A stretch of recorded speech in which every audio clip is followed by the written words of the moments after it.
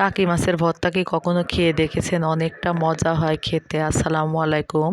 আজকে টাকি মাছ ভর্তা করব, এই জন্য মাছগুলো পরিষ্কার করে ধুয়ে রেখেছি। এখন লবণ হলুদ মাখিয়ে কিছুক্ষণ রেখে দেব। এই জন্য আমি প্রথমে একটু হলুদ গুঁড়া, মরিচের গুঁড়া আর লবণ দিয়েছি, মাখিয়ে রেখে এখন ফ্রাই প্যানে তেল গরম হলে মাছগুলো একটু ভেজে নেব। আর বাচ্চারা মাছ রান্না করলে একদমই খেতে চায় না, কিন্তু ভর্তা করলে অনেক মজা করে খায়।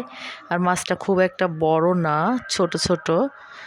তো মাছগুলো এখন ভেজে আমি উঠিয়ে নেব।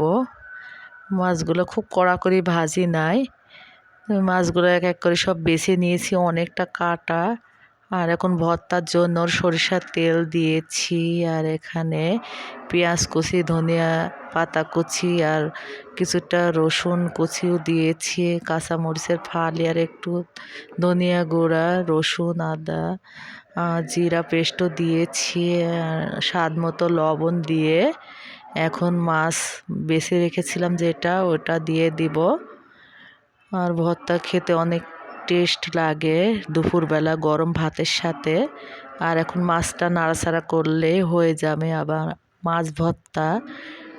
আপনারা বাসায় অবশ্যই ট্রাই করবেন। আল্লাহ হাফেজ।